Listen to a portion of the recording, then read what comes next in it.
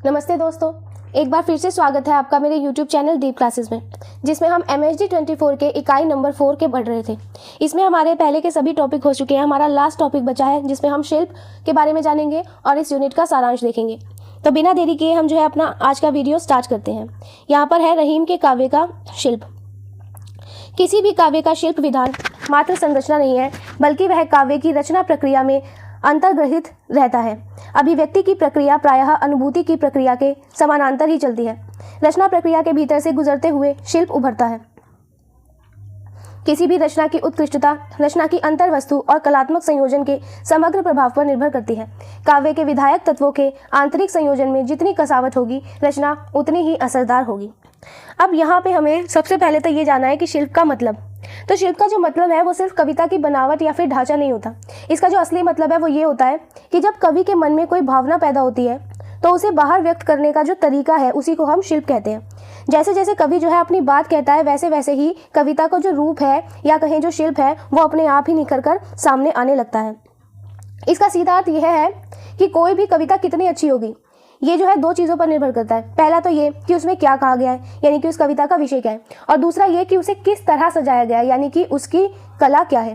कविता के जो शब्द है, भाव है और व्याकरण है, वो जितने मजबूती के साथ एक दूसरे से जुड़े होंगे, कविता सुनने वाला जो है उतना ही उसको पसंद करेगा और कविता सुनने वाले पर उतना ही जो है अपना गहरा प्रभाव छोड़ेगी।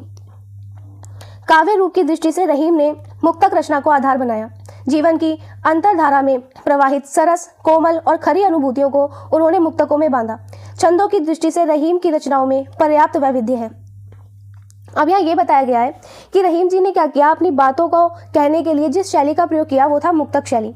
मुक्तक शैली का मतलब क्या होता है ये जानते हैं। ऐसी कविता जिसका हर छंद जो है अपने आप में पूरा हो, जिसे समझने के लिए पिछली बातों को जानने की या उन्हें याद रखने की जरूरत नहीं होती, उसे कहते हैं मुक्तक।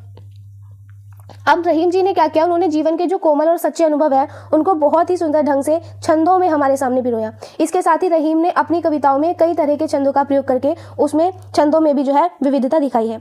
उन्होंने अपनी रचनाओं में दोहा, सोठा, बरवे, कवित, सवैये तथा संस्कृत के मालिनी छंद का प्रयोग किया है।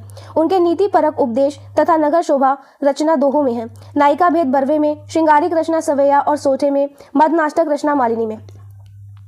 लेकिन रहीम का सर्वाधिक प्रिय छंद दोहा और बरवे है। अब यहाँ में ये बताया गया है कि इन्होंने क्या किया, अपनी रचनाओं में किस किस छंद का प्रयोग किया। दोहे का, सोठे का, बरवा, कवित, सवैया और संस्कृत के मालिनी छंद, इन सब का प्रयोग किया है। इनका जो नीति परक उपदेश था या शोभा रचना थी उसमें इन्होंने दोहे का प्रयोग किया था। नायिका भेद करते हुए इन्होंने बरवे का इस्तेमाल किया है। फिर जहाँ ये श्रृंगारिक रचना करते हैं वो सवैये में, सोठे में करते हैं, और इनकी एक रचना मदनाष्टक, उन्होंने इसमें जो है मालिनी का प्रयोग किया, मालिनी छंद का। लेकिन अगर हम इतने छंदों में रहीम का सर्वाधिक प्रिय छंद देखें तो हमें दो छंद देखने को मिलते हैं जो इन्हें बहुत प्रिय है। उसमें से एक तो है दोहा और दूसरा है बरवे। अब रहीम जी ने क्या किया, कई छंदों का उपयोग किया है, लेकिन उसे हम याद कैसे रखें ये बहुत इंपॉर्टेंट है। सबसे पहले देखें दोहा। तो जितने भी इन्होंने जो नीति के उपदेश दिए हैं उनकी प्रसिद्ध रचना नगर शोभा, ये जो है उन्होंने दोहों में लिखी। फिर बरवे में इन्होंने नायिका भेद लिख दिया। सोठा और सवैया में इन्होंने क्या किया, प्रेम और श्रृंगार की बातें कही है। और मदनाष्टक में जो कि संस्कृत की रचना, उसमें इन्होंने संस्कृत के मालिनी छंद का प्रयोग हमारे सामने किया है। इनके दोहों का यहाँ पे एक एग्जाम्पल भी दिया गया है, वो देखें। दीर्घ दोहा अरथ के आकर थोरे आही, जो रहीम नटकुंडली समिति कूदी चढ़ी जाही, रूप कथा पद चारु पट कंचन दोहा लाल, जो निरखत सूक्ष्म गति मोल रहीम बेसाल। ये इनकी जो है शिल्प का एक उदाहरण हमें दिया गया है। अब इन पंक्तियों में रहीम दास जो है वो क्या कह रहे हैं वो जानते हैं। सबसे पहले तो एक दोहा छंद देखने में जो है ये बहुत छोटा लगता है और उसमें अक्षर भी कम होते हैं, ये ऐसा रहीम दास कह रहे हैं। दोबारा देखते हैं। रहीम दास ने क्या किया, इन पंक्तियों में ये कहा कि एक जो दोहा छंद है ये देखने में जो है बहुत छोटा लगता है और उसमें हम अक्षर भी जो है बहुत कम देखते हैं, लेकिन इसका अर्थ जो होता है वो बहुत गहरा और बहुत बड़ा होता है। इसका उदाहरण देकर इन्होंने कहा कि जैसे एक कुशल बाजीगर जो है वो बड़े शरीर को समेटकर क्या करता है, एक छोटी सी कुंडली के बीच बहुत चतुराई से निकल जाता है। उसी तरह से एक कुशल कवि जो है वो थोड़े से शब्दों में क्या करता है, बहुत बड़ी बात कह देता है। तो रहीम का ये जो दोहा है वो हमें रहीम की इसी कला के बारे में बताता है, जिसमें वह छोटे से शब्दों में या कम शब्दों में बहुत बड़ी बात कह जाते हैं। फिर मैथिली शरण गुप्त है, उन्होंने रहीम के बारे में कहा कि रहीम को जो है अमर बनाने के लिए उनके दोहे ही बहुत काफ़ी हैं, ऐसा मैथिली शरण गुप्त कहते हैं। आगे देखें। यहाँ पे देखो, ये मैथिली शरण गुप्त ने कहा कि रहीम को अमर बनाने के लिए जो है इनके दोहे ही काफ़ी हैं। नट जिस बुद्धिमानी और अभ्यास से अपनी कुंडली से सिमट कर रहता है, उसी प्रकार दोहों की शब्दार्थ योजना में विशेष सजगता जरूरी है। कम अक्षरों में असीम अर्थ उड़ेल देना दोहे का वैशिष्ट्य है। रहीम के दोहे इसी वैशिष्ट्य को प्रमाणित करते हैं। ठीक है, ये मैंने आपको बता दिया। आगे देखें, रहीम के बरवे छंद में भी गजब का सौंदर्य है। बरवे के लघु आकार में समाई मर्मस्पर्शी भाव व्यंजना और उसका लयात्मक विधान रहीम के काव्य शिल्प के चमत्कार को सिद्ध कर देता है, साथ ही सिद्ध करता है बरवे की अनूठी प्रभाव संपन्नता। अब यहाँ पे बताया गया है कि रहीम के जो बरवे छंद है उसके बारे में। बरवे क्या होता है? एक छोटा सा छंद होता है, लेकिन रहीम ने क्या किया, इसे जिस तरह लिखा वो बहुत कमाल तरीका था। छोटे से आकार के बावजूद इसमें मन को छू लेने वाले भाव जो है रहीम ने भर दिए, इसीलिए लय और संगीत सुनने में जो है ये बहुत मधुर लगता है। रहीम ने क्या किया, अपनी प्रतिभा से इस छोटे से छंद को इतना प्रभावशाली बना दिया कि वो सीधे पाठकों के दिल पर उतर जाता है। अब इन्होंने इसका एक एग्जाम्पल भी हमें दिया है, उसे देखते हैं। बेधक अनियारो बड़े सुमझे चतुर सुजान, सुनत जात चित चाव पे है बरवे के बान। अब इन पंक्तियों में जो रहीम दास है वो सीधा सीधा जो है काव्य की कला के बारे में बता रहे हैं। वो सीधा कहते हैं कि रहीम दास जी के दोहे और जो छंद हैं, विशेष करके बरवे, वो देखने में तो बहुत छोटे लगते हैं, लेकिन वह जो है किसी नुकीले तीर की तरह सीधे दिल पर असर करते हैं। समझदार लोग जानते हैं कि इन्हें सुनते ही जो है मन में एक नया उत्साह भर जाता है। ठीक है, ये इसका अर्थ है। आगे देखें, रहीम एक सहज स्वाभाविक शिल्पकार हैं। काव्य की सहज प्रभामयता में, उनकी सहज स्वाभाविक गति में अलंकारों की नियोजना भी अनायास ही चलती है। रहीम की अलंकार योजना नीति जैसे विषयों के प्रतिपादन में बहुत प्रभावोत्पादकता पैदा करती है। वही श्रृंगारिक रचनाओं के माधुर्य को, उनके लालित्य को भी बढ़ा देती है। अब यहाँ पे हमें ये बताया गया है कि रहीम दास जी की जो कविता लिखने का तरीका है वो बहुत ही ज़्यादा मेहनती है। ठीक है, रहीम दास जो थे वो बहुत ही स्वाभाविक कवि थे। जब वो कविता लिखते थे तो अलंकार जो है अपने आप ही उनकी बातों में शामिल हो जाता था। तो इनकी रचनाओं में या इनके दोहों में हमें मेन अगर हम देखें तो उपमा और दृष्टांत अलंकार देखने को मिलता है। आगे बताते हैं, चाहे वह जीवन की नीति यानी कि अच्छी बातें सिखा रहे हो या फिर हमें श्रृंगार मतलब प्रेम की बातें बता रहे हो, तो उनके लिखने का जो तरीका है वो बहुत सुंदर था। वो सीधी बात हमें आसानी से सरल शब्दों में और मधुर शब्दों में जो है वो समझा देते थे। अलंकार सृष्टि में दृष्टांत का बड़ा महत्व है, यानी वह दृष्टांत अथवा उदाहरण देकर अपने कथन को पुष्ट करते हैं। उनके दोहों में जब दृष्टांत का प्रयोग होता है तो प्रायः दूसरी पंक्ति दृष्टांत के रूप में आती है। अब यहाँ पे बताया गया है कि रहीम दास ने क्या किया, दृष्टांत अलंकार का बहुत प्रयोग किया है। सबसे पहले जानते हैं दृष्टांत अलंकार क्या होता है। तो दृष्टांत का अर्थ होता है उदाहरण देना। तो जब कोई बात बताई जाए और उसका उदाहरण भी साथ दे दिया जाए तो वहाँ पे दृष्टांत अलंकार होता है। जब रहीम कोई बड़ी बात कहते हैं तो उसे साबित करने के लिए वो क्या करते हैं कि रोज़मर्रा की ज़िंदगी का एक उदाहरण भी हमें साथ में दे देते हैं। और अक्सर इनके दोहों में जो पहली लाइन होती है वो एक बात होती है, मतलब उसमें हमें वो कोई बात बताते हैं, और दूसरी लाइन में क्या करते हैं, पहली लाइन में जो बात कही गई है उसका ही हमें उदाहरण दे देते हैं। इसका हम एग्जाम्पल देखते हैं। जो रहीम मनहात है मनसा कहू किन जाही, जल में जो छाया परी काया भजही नाही। ये इनका एग्जाम्पल है। यहाँ पे रहीम ये कहते हैं कि अगर आपका जो मन है उस पर आपका काबू है तो आपकी इच्छाएं आपको कहीं भी भटका ले, आप पर उसका कोई भी बुरा असर नहीं पड़ेगा। ठीक है, पहली पंक्ति में इन्होंने एक बात बता दी। अब दूसरी पंक्ति में इन्होंने इसका उदाहरण दिया। उदाहरण देकर ये कहते हैं जैसे पानी में जो है शरीर की परछाई तो पड़ती है, लेकिन उस परछाई से जो है असली शरीर कभी भी गीला नहीं होता। ठीक वैसे ही मन के विचार आपको छू तो सकते हैं, लेकिन अगर आप अंदर से मजबूत हैं तो वो आपको कभी भी बिगाड़ नहीं सकते। तो ये था इनके दृष्टांत अलंकार के प्रयोग का उदाहरण। आगे देखें, सूक्ति शैली में लिखे गए नीतिपरक दोहों में आए दृष्टांतों की विशेषता यह है कि उनके दृष्टांत चयन का क्षेत्र व्यापक और विस्तृत है।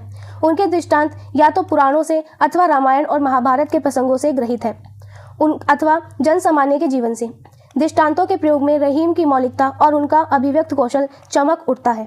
अब यहाँ हमें ये बताया गया कि रहीम ने जब भी कोई अच्छी बात कही या नीति की बात हमें कहना चाहिए तो उन्होंने क्या किया, दृष्टांत का उदाहरण लिया। और उनके ये जो उदाहरण थे वो किसी एक जगह से नहीं बल्कि बहुत बड़े क्षेत्र में फैले हुए थे। वो अपनी बात समझाने के लिए कभी या तो रामायण या फिर कभी महाभारत इनकी कहानियों का इस्तेमाल करते थे, और कभी कभी वो क्या करते थे कि रोज़मर्रा के जीवन की जो छोटी छोटी बातें होती है उनसे उनका प्रयोग करते थे। इसका यहाँ पे एक उदाहरण दिया गया है। रहीमन याचिका गहे बड़े छोटे हैं जात, नारायण हूँ को भय 52 अंगूर गात। ये इनका उदाहरण है। इसमें रहीम दास ये कह रहे हैं कि चाहे कोई कितना ही बड़ा क्यों ना हो जाए, अगर वह किसी के सामने हाथ फैलाता है या फिर हम कहें याचक जिसे भिखारी कहते हैं, तो भिखारी बन जाता है तो वह छोटा हो जाता है। उदाहरण के लिए यहाँ बताया गया है कि स्वयं भगवान नारायण जो थे उन्होंने क्या किया, राजा बलि से दान मांगने के लिए वामन का अवतार लिया, तो उन्हें भी जो है 52 उंगलियों का छोटा सा शरीर धारण करना पड़ा, यानी कि मांगने से जो है इंसान का कद छोटा हो जाता है, ऐसा उन्होंने कहा। जिन दोहों में सीधा कथन है, भाषा का सीधा उपकरणात्मक इस्तेमाल है, वहाँ भी अलंकारों का सहज प्रयोग कथन को नीरसता से उबार देता है। तो रहीम ने क्या किया, अपनी बात बहुत सीधे साधे शब्दों में गई, लेकिन उस सीधी बात को भी वो बहुत सुंदर और रोचक बनाने के लिए क्या करते थे, उसमें अलंकार का प्रयोग कर देते थे, ताकि सुनने वाले को जो है बोरियत फील ना हो, वो आनंद की अनुभूति करे। इसका एग्जाम्पल इन्होंने यहाँ दिया, खैर खून खासी खुशी वैर प्रीत मधुपान, रहीमन दाबे न दबे जानत सकल जहान। तो इस दोहे में वो क्या बता रहे हैं, वो ये कहते हैं कि दुनिया में कुछ चीज़ें ऐसी हैं जिसे हम कभी भी छुपा नहीं सकते। कौन कौन सी चीज़ें? पहली तो है खैर, खैर का मतलब होता है कुशलता, ठीक है। फिर दूसरा है खून, फिर खांसी खुशी, उसके बाद है वैर, वैर यानी दुश्मनी, प्रीत यानी कि प्रेम, और मधुपान यानी कि नशा। तो ये जो चीज़ें हैं ये कभी भी हम छुपा नहीं सकते। रहीम कहते हैं आप इन्हें कितना भी दबाने की कोशिश करें ये कभी भी दबती नहीं है, पूरी दुनिया को जो है इनके बारे में पता चल ही जाता है। यहाँ पे उन्होंने क्या किया, ख वर्ण की आवृत्ति से जो सुंदरता लाई है वो इस बात को और अधिक प्रभावशाली बना देती है। जैसे ख से खैर, ख से खून, ख से खांसी, ख से खुशी, ये इस दोहे की जो है सुंदरता को और अधिक बढ़ा देता है। आगे देखें, अपने नीति काव्य में रहीम ने कई प्रकार की शैलियों का प्रयोग किया है। कथन भंगिमा में तरह तरह से आकर्षण पैदा किया है, उसकी प्रभाव संपन्नता को बढ़ाया है। कहीं कहीं प्रश्न के माध्यम से नीति कथन के आशय को भी उसी अभिव्यक्ति की साधना में पूरी ताकत के साथ अभिव्यंजित किया है।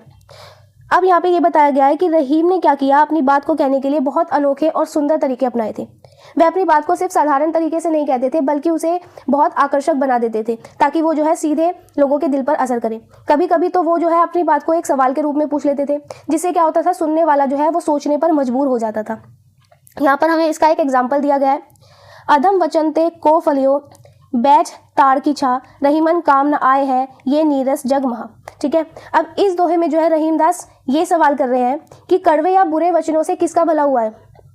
आगे वो बोलते हैं कि जैसे ताड़ का जो पेड़ है वो बहुत ऊंचा होता है, लेकिन उसकी छाया किसी को भी सुख नहीं देती, वैसे ही ये जो कड़वे बोल होते हैं इस संसार में किसी के काम नहीं आते, वह बेअसर और बेकार है। कहीं नीति की सुक्ति शैली में संख्या के आधार से कथ्य में प्रभाव पैदा किया है। अब रहीम जी ने क्या किया, एक और कमाल की कला का यहाँ पे प्रयोग किया है। वो क्या करते हैं कि अपनी बात को समझाने के लिए संख्या का भी सहारा लेते हैं। वह गिनते हैं कि कौन कौन सी चीज़ें या लोग एक जैसे स्वभाव के होते हैं, जिससे बात याद रखना बहुत आसान हो जाए। इसका यहाँ पे एक एग्जाम्पल भी दिया गया है, अरज गरज माने नहीं रहीमन एजनचारी, रनिया राजा मांगता काम आतुरी नारी। ठीक है, यहाँ पे रहीम ने क्या किया, कुछ लोगों के बारे में बताया जो किसी की प्रार्थना या मजबूरी नहीं समझते। कौन कौन से लोग बताए उन्होंने? पहला तो इन्होंने बताया कर्जदार, यानी कि जिससे हमें पैसा लेना होता है। दूसरा इन्होंने हमें बताया राजा, तीसरा भिखारी, फिर बताया एक व्यक्ति जो अपनी इच्छाओं में बिल्कुल ही अंधा हो चुका है। यहाँ पे वो कहते हैं कि ये लोग जो है सिर्फ अपनी ही धुन में मस्त रहते हैं और सामने वाले की स्थिति पर ये कभी भी ध्यान नहीं देते। इस तरह सूक्तियों में कहीं संबोधन, कहीं प्रबोधन, तो कहीं आत्म प्रबोधन रूप में अभिप्रेत अर्थ को छंद की भाषा की लय में गूंथ दिया गया है। तो रहीम जी की जो शैली है उसकी सबसे बड़ी खूबसूरती ये है कि वो कभी भी दूसरों को संबोधित नहीं करते, कभी समाज को जगाते हैं।